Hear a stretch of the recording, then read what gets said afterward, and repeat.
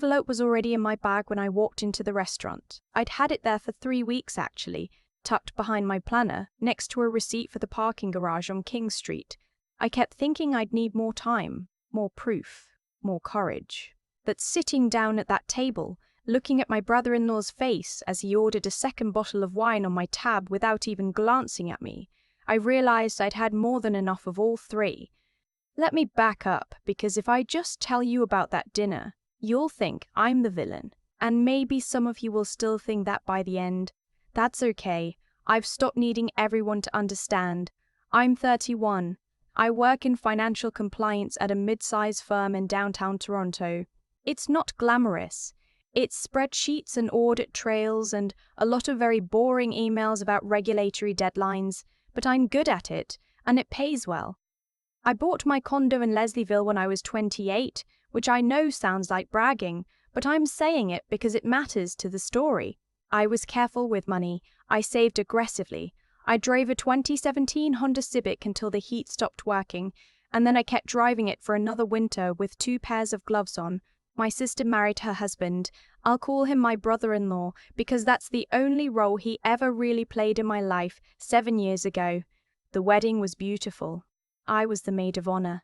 I gave a speech about how my sister used to steal my clothes when we were teenagers and how I forgave her for it because she had better taste than me, and everyone laughed, and she cried, and I thought, okay, this is going to be good. For the first couple of years, it was fine. They lived in a rental in Scarborough. My brother-in-law worked in sales for a company that sold commercial refrigeration units, which is a very specific thing to do for a living, and he was apparently decent at it. My sister worked at a dental office as a receptionist. They seemed okay. A little stretched maybe, but who isn't in their 20s in this city? Then his company downsized. He was let go in the spring.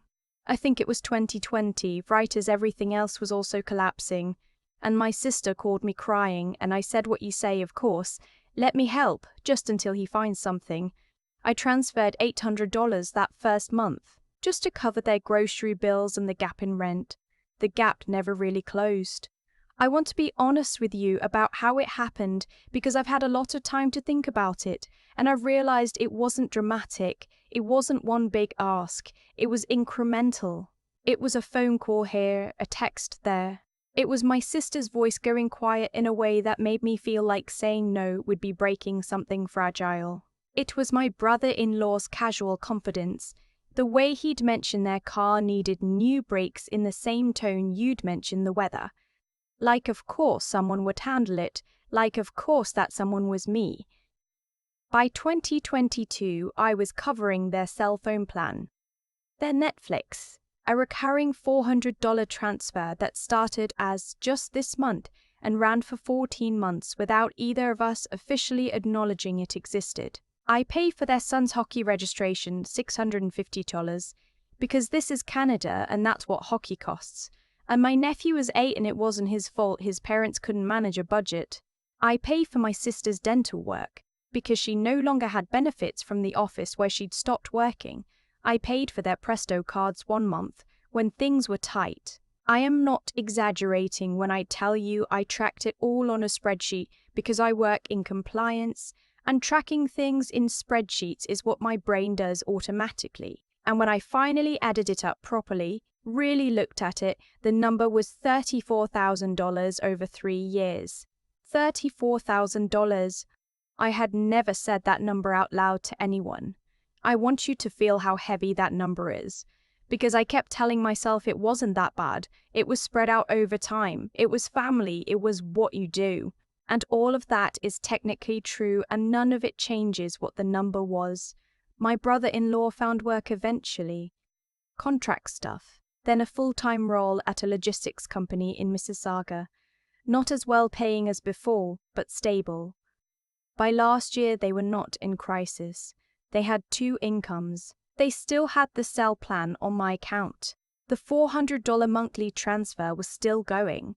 I kept waiting for someone to bring it up, to say, hey, we're back on our feet. Let's figure out how to wind this down. Nobody brought it up. I started to understand that nobody was going to. The thing that shifted for me. And I know this sounds small, but it wasn't small. It was a Tuesday afternoon in November. I was on my lunch break, eating a sandwich at my desk, and I got a text from my brother-in-law. Not my sister. Him, directly. It said, "Hey, Ray said you might be able to spot us for the property tax installment this month. It's $1,100. I'll transfer you back when the bonus comes in." No please, no question mark. And the bonus he was referencing, I later found out, didn't exist. He'd mentioned it to my sister as a possibility. She'd relayed it to him as a fact. He'd relayed it to me as collateral. I sat there with my sandwich and I thought about the bonus that wasn't coming. And I thought about the $34,000. And I thought about how I had never, not once in 3 years, had anyone ask me how I was doing financially. I didn't send the money. I said I was stretched this month and I'd have to see. My brother-in-law responded, "Okay, no worries."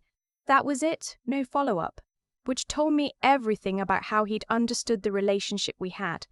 I want to be clear, my sister is not purely a villain in this. She's my sister and I love her, and I think she genuinely believed things were harder than they were, and I think she'd gotten comfortable, and I think she convinced herself the arrangement was temporary, even after it very clearly wasn't. I've spent a lot of time separating those things. It helps a little. The envelope came together over about 2 months. I work with financial records for a living. I know how to document things. I printed the e-transfer history, the sell plan invoices, the receipts where I was listed as the payee. I highlighted the $400 recurring transfer on my bank statements every single month. I noted the date the transfer started and the date my brother-in-law's new job began, and I drew a very clear line showing they were still receiving the same amount of money from me after they no longer needed it. I had it all in a manila envelope, organized chronologically, with a 1-page summary at the front. The summary had a total at the bottom. The summary had a total of $4,200. I didn't know exactly what I was going to do with it. I just needed it to exist. I needed to have held it in my hands and felt how heavy the truth actually was when you put it on paper. The dinner was my mother's idea. She wanted us all together for her 62nd birthday, my sister and her husband, me, my mother and my aunt, who'd come in from Hamilton for the weekend. My mother picked the restaurant herself, a steakhouse in Yorkville, the kind of place with leather menus and servers who introduce themselves by name and where nobody looks at the prices because looking at the prices is considered slightly rude. My mother had made a reservation and told us she was treating us all for her birthday, which is a very her thing to do, to insist on generosity even when the celebration is technically for her. The envelope was in my bag because I hadn't taken it out. I hadn't made a plan. I was going to have dinner with my family and behave myself and go home.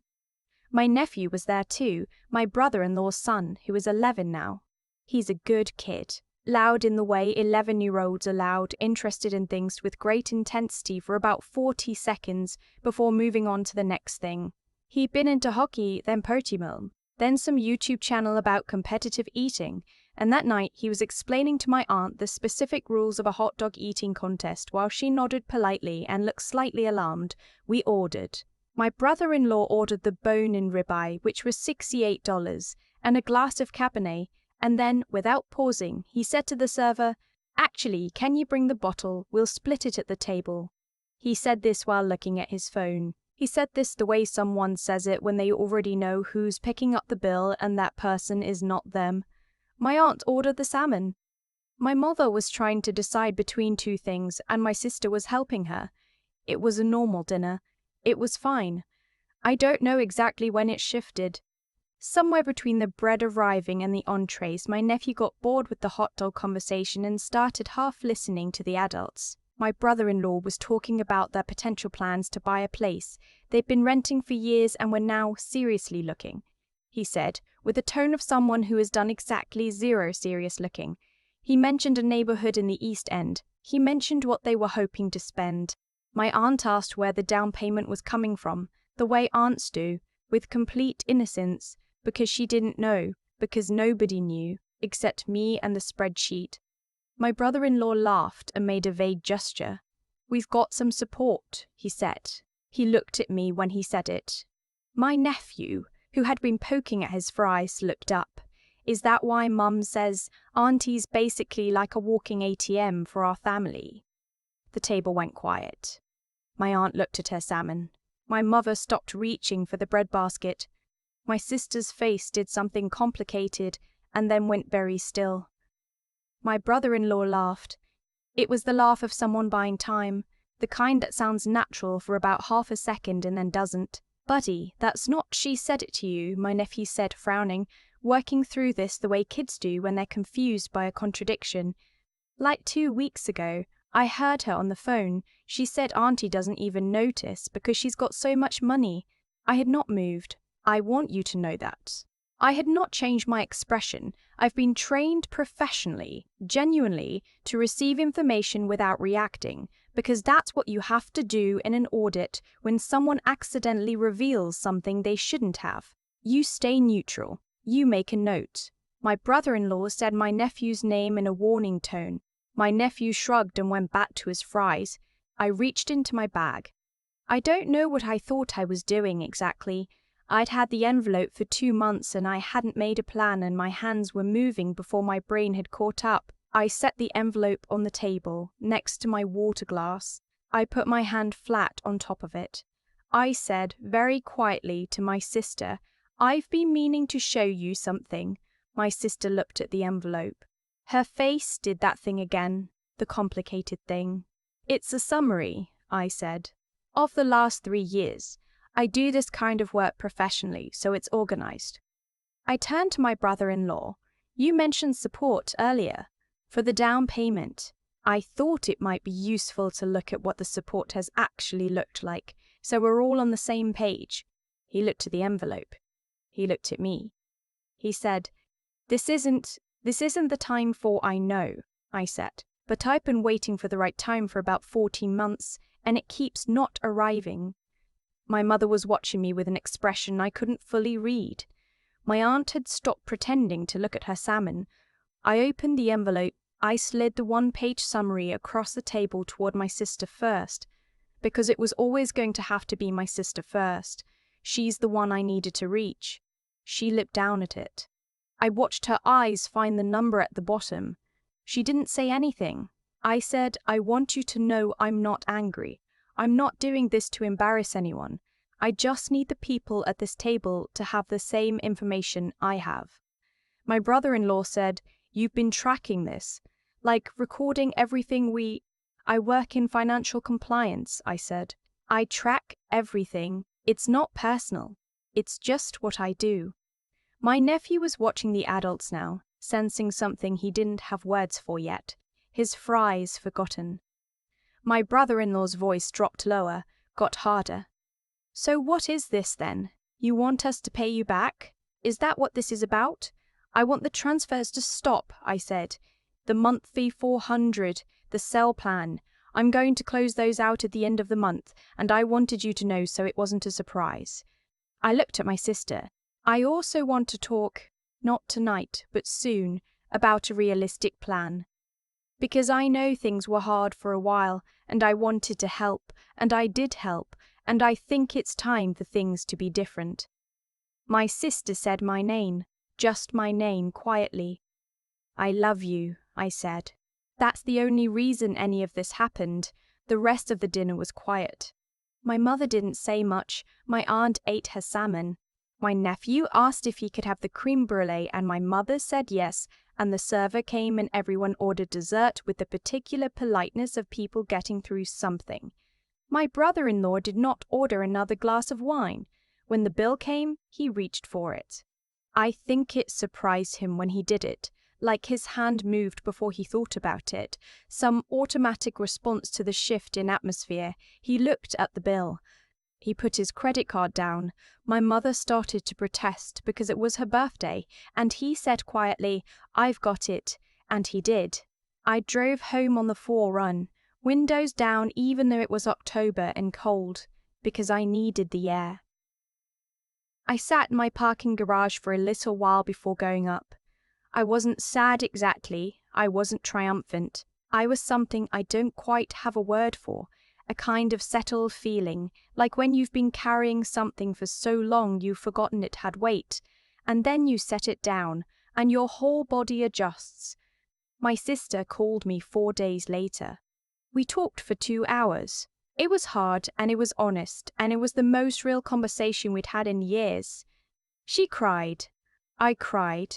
She told me things I hadn't known, that she'd felt guilty about it the whole time, that she told herself she'd make it right when they were more stable, that somewhere along the way she'd stopped asking the question of when that would be. She didn't make excuses for her husband, which I appreciated. She also didn't throw him under the bus entirely because she's loyal, and I understand that even when it complicates things. She asked me if I hated her. I told her no, which is the truth. I asked her if she'd known about the walking ATM comment. There was a long pause. She said, "He said it first. I repeated it. I shouldn't have."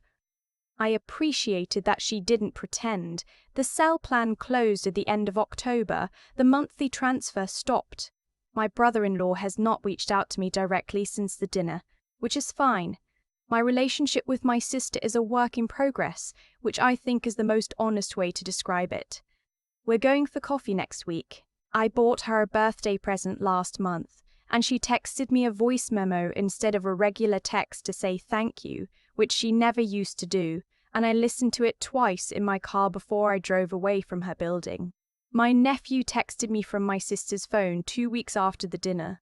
He asked if I was mad at him. I told him no, and that I would never be mad at him for telling the truth, and that he should always tell the truth because adults forget to sometimes. He sent back a thumbs up, and then immediately sent a TikTok about competitive eating, because he's 11 and his attention span is the attention span of an 11-year-old, and I laughed for the first time in what felt like a long time. I still have the envelope. I don't know why I've kept it. It's sitting on my desk at home, a little worn at the corners now.